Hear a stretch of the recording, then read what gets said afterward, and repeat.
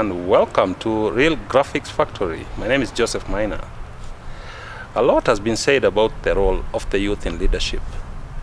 Every time we are told that the youth are the leaders of tomorrow, vijana ndio viongozi wa kesho. However, the question has always been, when is tomorrow? Could 2022 be the tomorrow that we've all along been waiting for? Here with us today, we have a youth from Magumu ward who is angling for the MCA position. He'll tell us a bit about his journey from very humble beginnings to the apex of business. He wants to be your MCA. And we'll start with him telling us briefly about himself. Welcome to the show. Thank you. My name's Samuel Gitahi Njoroge, a youthful person from Magumu ward in Kinangop constituency, Nyandarua County. I want to thank the organizers of this show, the Real Graphics Factory, under the stewardship of DJ Jeff and the whole fraternity of the Real Graphics Factory.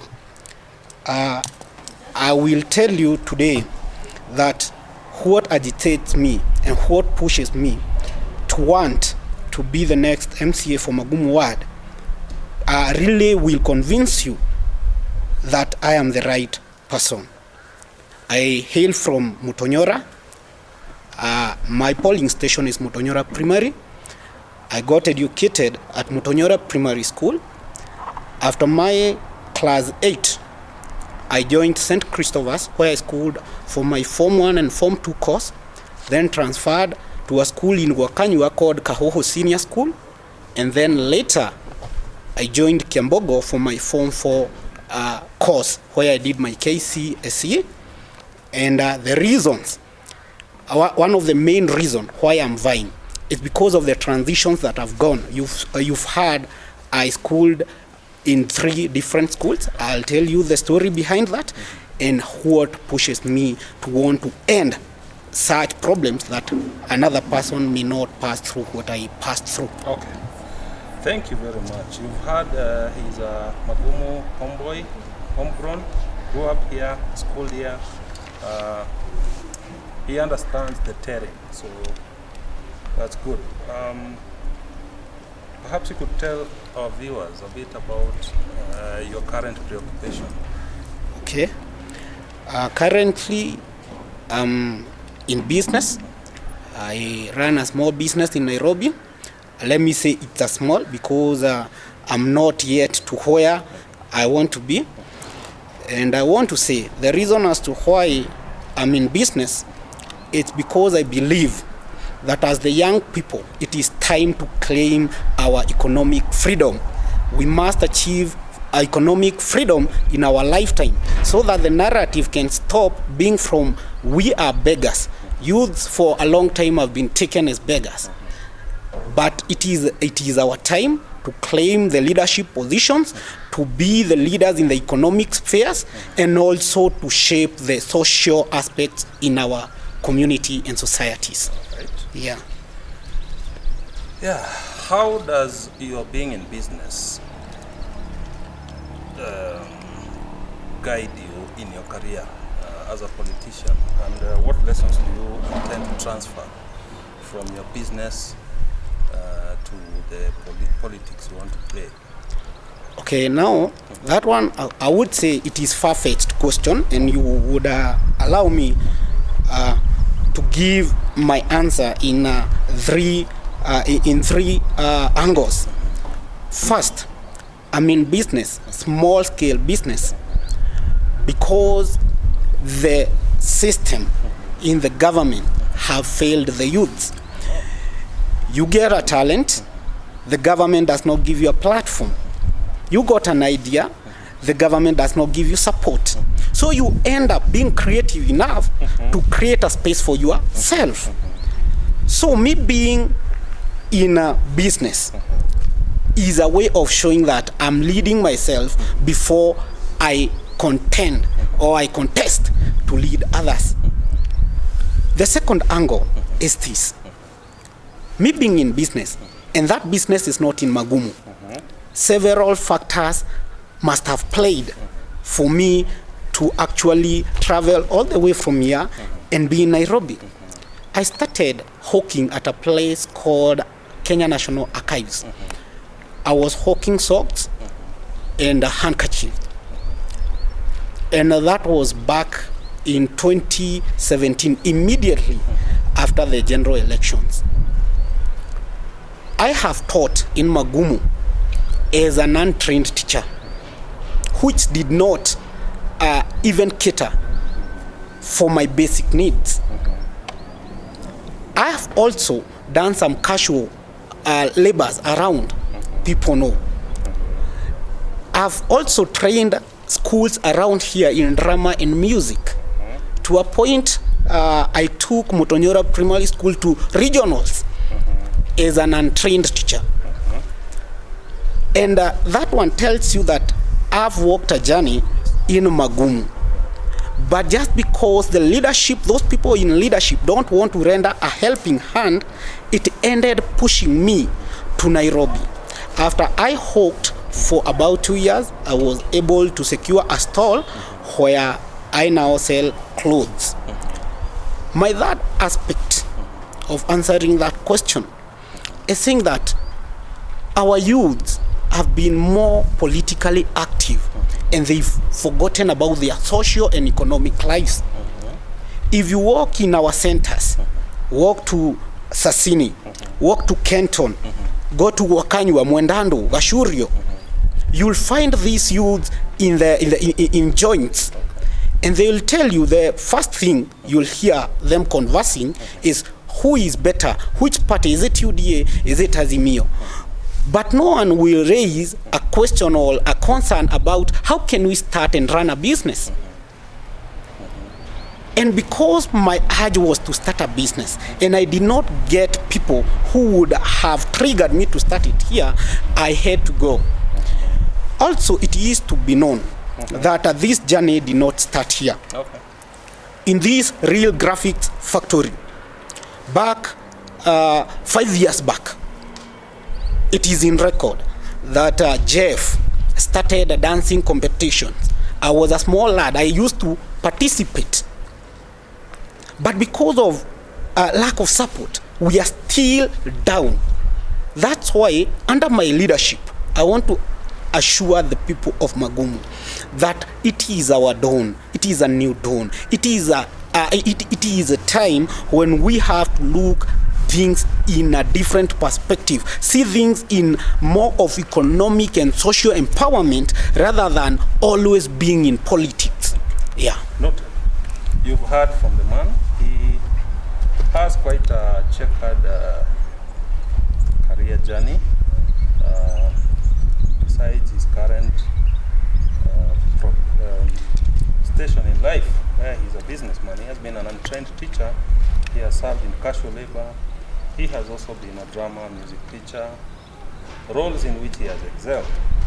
But one cannot help but get the feeling that you feel that there's a grievance the youth have against the system, which appears to have failed them, despite all the talents, the talent pool we have, all the abilities we have, the system appears to have failed to appreciate this. Sure. Now, furthering that question about the youth and the grievance they raise against the government, I would want to tell you, and you will agree with me, today in the political setting, even at the county level and the national level, if you tell a politician to support talents, they run to the field, they buy balls and uniforms. They think talent just revolves in sporting and athletics. They forget about we have people with spoken talent. We have dancers. We have MCs. We have writers. We have narrators. We have people in deferred fields who have perfected in those talents. So if you tell a youth who've got a bulk of poetry somewhere, who've not published even one poem, tell him that the government supports talent, he will tell you no. Go get a person who does good crafts and drawings. And the government says, we have empowered our youths even in their talent. That guy will tell you no, I've never seen any help from the government. So I want to say, even those who are in school, imagine a person, parents putting their son or daughter in school, going all the way to the tertiary level. Yet these youth struggle to get internships, they struggle to get even attachments. Why? Because the system itself has failed. It has failed in this aspect. If we don't create more institutions that will absorb the learners who are in the tertiary, how do we expect them to get attachment and internship, leave alone employment? Okay. So the system itself must shape an environment in which, when the student transitions from being a student to a graduate and a job hunter and of course a professional, they have an institution that yearns and waits for them. So immediately after their graduation, they won't tarmac for years. I'll tell you for free today that we have youths who graduated 10 years down the line. They are still looking for jobs.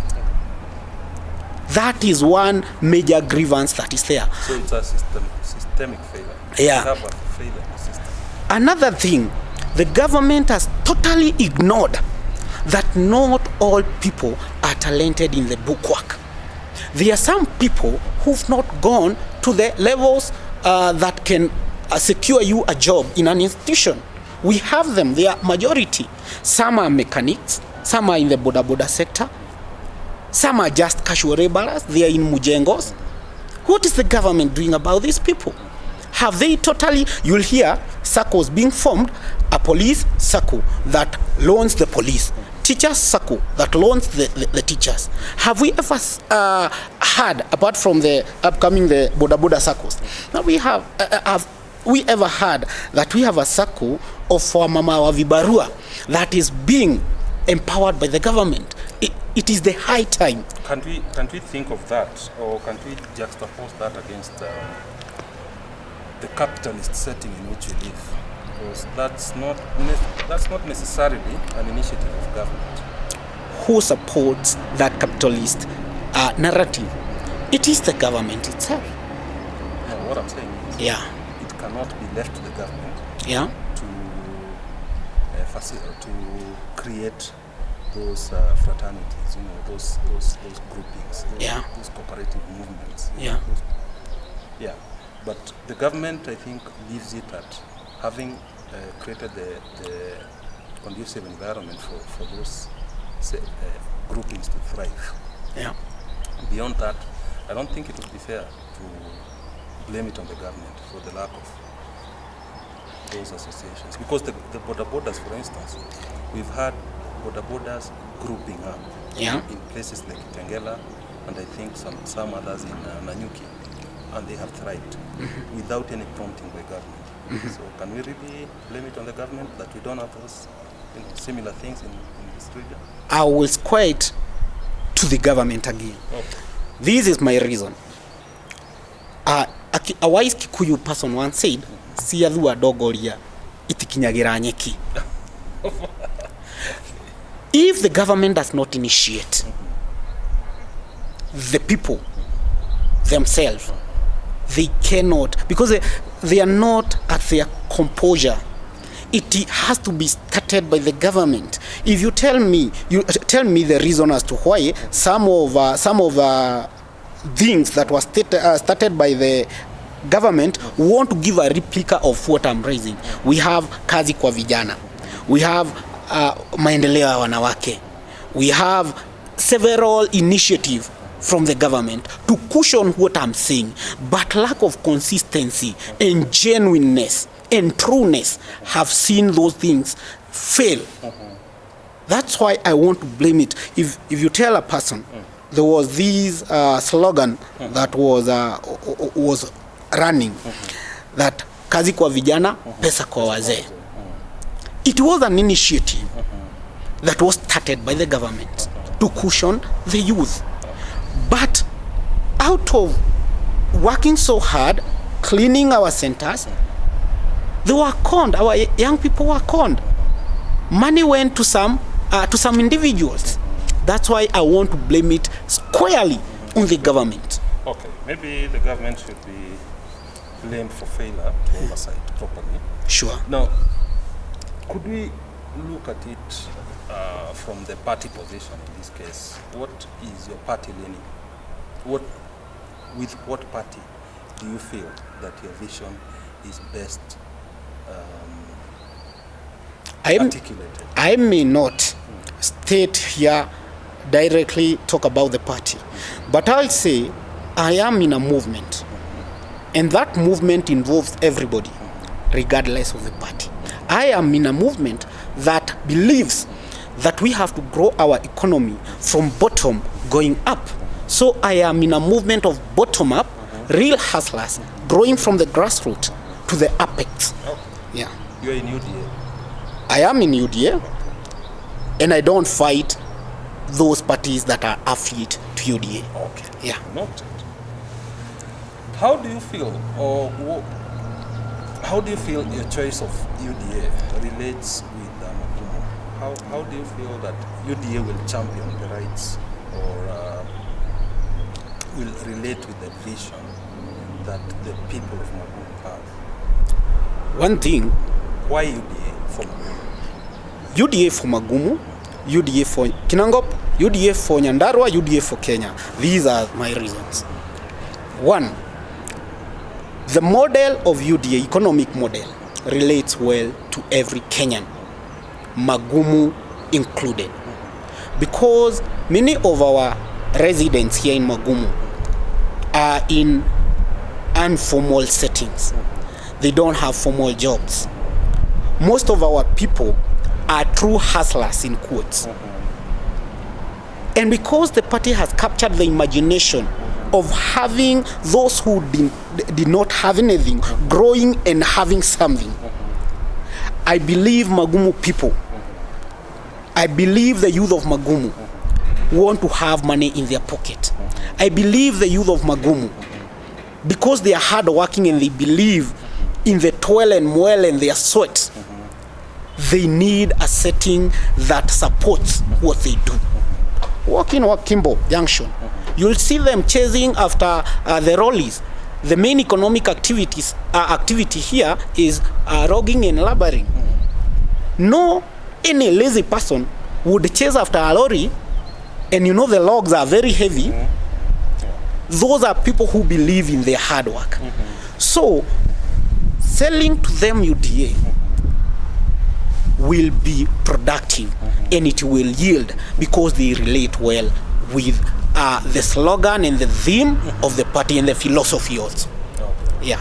Would you say that UDA has a good following in Magumu? Definitely, doubtlessly. I confirm that. Oh. Yeah. Nationally, okay, just give us what's your general take on the political ongoings in the country. Mambo inaendaje nationally? Okay, siasa za kitaifa. I would say, and again I will quote what a wise man of Gikuyu said, nimu wako wa hiti ulio tahoya na gorige. We are at that point where we are contesting. We are in a war. We are in a battlefield. Only that it is not a war of fist. It is a war of ideologies. And we are happy that we've come from far. Kenya has come really from far. There was time when politics was an enmity, where politics was being championed by tribal chiefs. But now we are at a point where your tribe does not stand. against your aspirations. So I will tell you, nationally, we have two forces, two horses. Two horses, okay. And those are the ones that believe in the power of future, in that chasing the future. That is the UDA party. That is backing the Deputy President, Dr. Honorable William Samoei Ruto. And there are those who believe in history, things that happened long ago, and they are stuck somewhere here in the present. They cannot tell us about the future. Those are the people who believe in the Right Honorable Raila Amolo Odinga. Maybe to be fair. Yeah. To be fair. Yeah. Is it not? Wouldn't you say that they dwell a bit more than UDA on history to give context? Now, Isn't it for context that we are told, for instance, that this is the journey we've taken as a country? allow me to ask you a question. Are you proud of our past? To some extent, and to some extent no. Can you sit here and comfortably say that in the past our people were well treated? If at all were well treated, we wouldn't be having revolutions. Right now we are having economic and social revolutions, because socially, go to Rift Valley. When we had fights there, it's because our social fabric was not so neat. But we've revolved the politics and the social fabric. People are now interconnected. They talk about ideas, they don't talk about their tribes. So if you tell us in the past we fought, we are not proud of our past. In 2008, 2007 we fought. Our country went into turmoil. We are not proud of the past. We can use it as a point of reference, but surely it is nothing to be proud of. Anyway, that was just a quip. I wanted to, get some clarity on that. Yeah. Coming down to Magumu, and very specifically in Magumu ward. Yeah. Can you mention or highlight any number of challenges that Magumu people face and which have roused your interest in leadership? Yeah, sure. One of the main challenges is youth unemployment. Youth unemployment, because I wouldn't have traveled to Nairobi if I found a job here in Magumu. The other thing is about our farmers, agriculture. We don't have anybody championing for the interest of farmers. They've literally forgotten that Magumu also is in Nyandarua, the food basket of Kenya. We don't see people talking about subsidized fertilizers. We don't see people talking about certified seeds. We don't see people involving professionals to come and chip in our models of farming.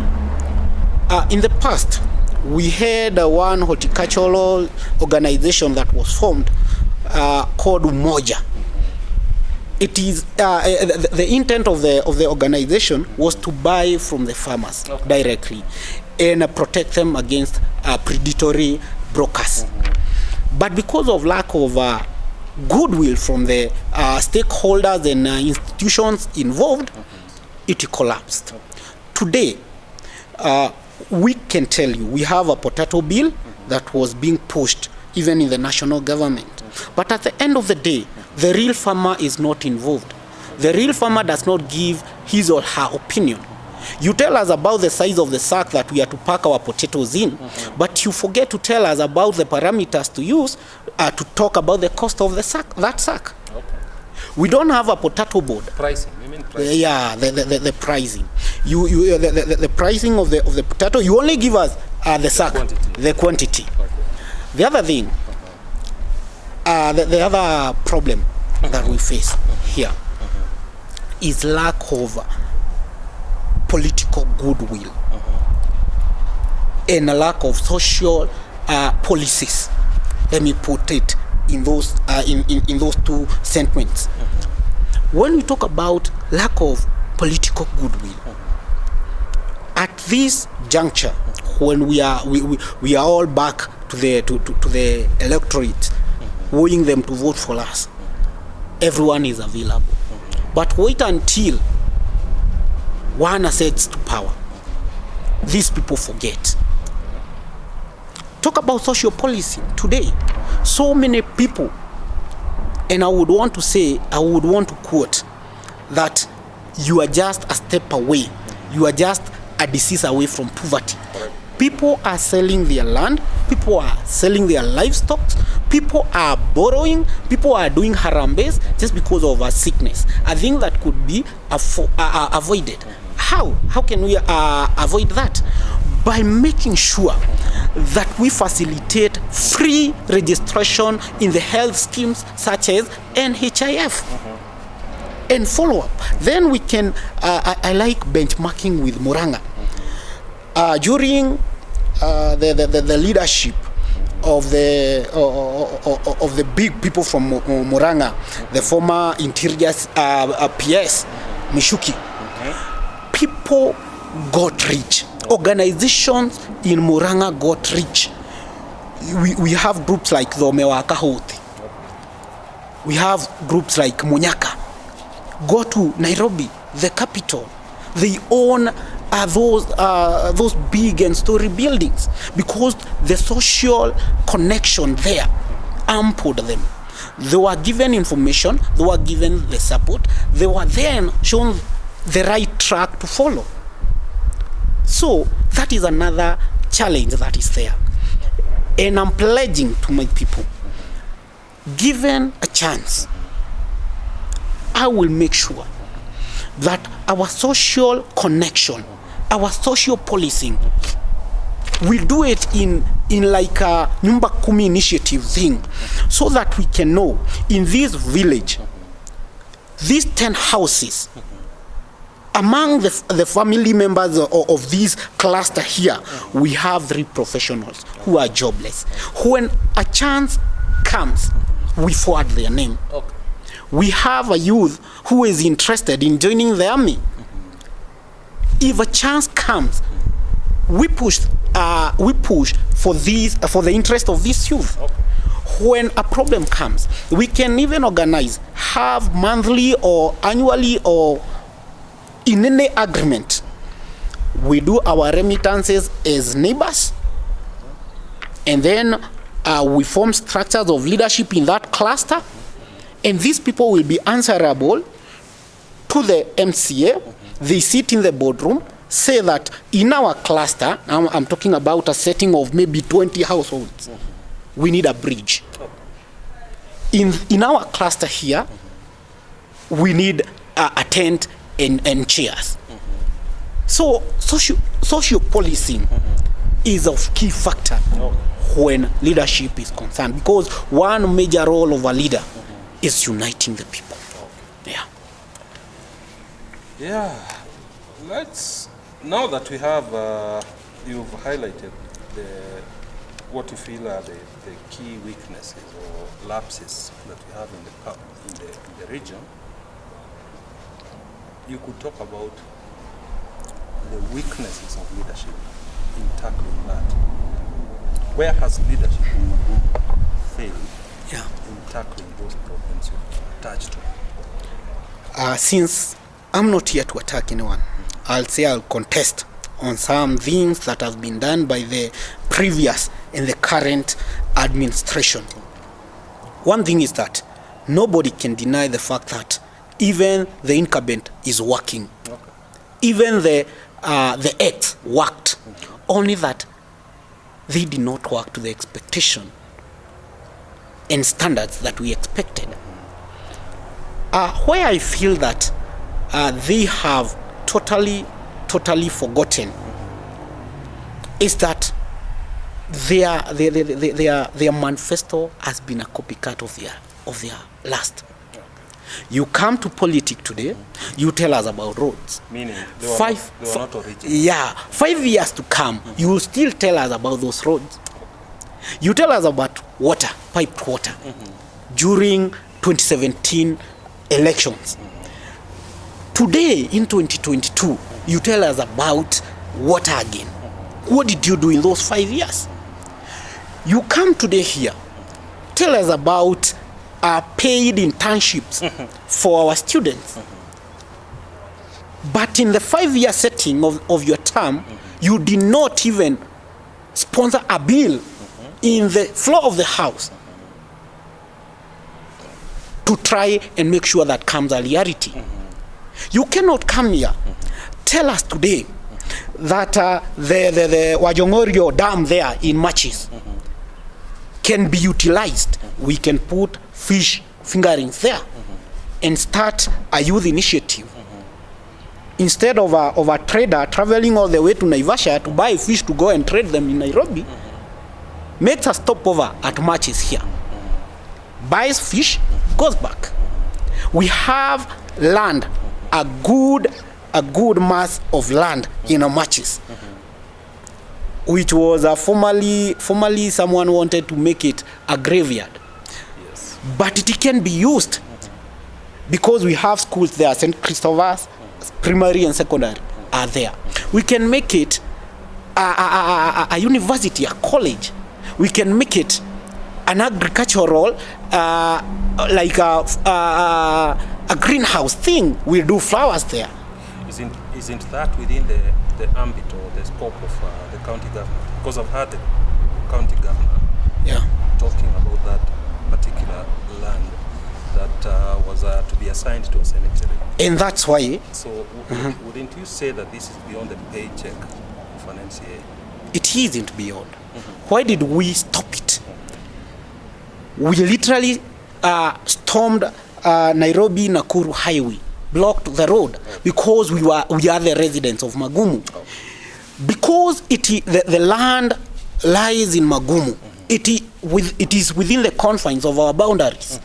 We have a right, because it is a public land, we have a right to dictate what happens to that land. So I would say it is directly connected to the MCA, leave alone the governor. Let me tell you why. In Machis, in that small area, we have an informal settlement. People have totally forgotten to talk about Gesagigia Soko. People there live in a way, they are squatters. Nobody talks about them. Nobody involves them. In fact, a good number of them votes in Kenare because they've lost interest in Magumu. They trade here at Sokompia and the Sokomjinga, but much of what they do, they even pay the county council of Kiambu instead of paying Nyandarua. Why? Because that land there, the mass of land we are talking about, ought to have been subjected to something that can create employment for them. They are the neighbors of that land. If we create an industry there, if we establish a factory there, the immediate beneficiaries will be those residents there. Yeah. Now, I'd like you to take a good inward look at your skill set and tell the people of Magumu, I have this and that skill which I will deploy towards making your life better. I am able to articulate your challenges or your problems in the county assembly because I am good at this and that. Yeah. Just take a look at those skill sets and package yourself as a good fit for this role. Thank you, Magumu people. If you are watching, this is your son, Samuel Gitahi Njoroge. I hail from this land, from this area. I'm here as your sure bet. I want to be your MCA. And the reasons as to why I want to take the mantle is because I feel our youth have been left out. Our farmers have been forgotten. Our infrastructure is wanting. There's so much to be done. If you place that leadership under me, I assure you, it is not all about me. It is all about you. I want to tell you today, if you are there complaining about bursary allocations, supply and distribution, Sami Gitahi is here to fix it. I'll make sure that we have a very well comprehensive way of disbursing our bursaries. If you are there, you are talking about agriculture. You are talking about not being involved in initiative and decisions pertaining agriculture. Samuel Gitahi is here, ready to work with the farmers. If you are there, you are youth, you are talented in whatever field, and you feel that the government or the leadership in your ward has not considered you in the past, the future promises positive, because Samuel Gitahi is here to fix it. You are there, you are a boda boda rider. You feel that you would want to make an increment in your life. You would want to come from those shackles to somewhere decent. Samuel Gitahi is here. I'll make sure that we create very, very revamped circles for the boda boda people, so that we can even own motor cars, we can own properties, so that we can try and make sure that our lives turns to decent lives. You are there, you feel that our social policies has been a fail. Samuel Gitahi is here with new ideas, and those ideas are going to impact positively. Place your hope, place your faith in me. I will not disappoint you. Thank you. Thank you very much, Mr. Gitahi. Well, Magumu people, you've all heard from the man. And as Real Graphics Factory, we wish you good luck in your endeavors. Thank you. Asante sana. Karibu.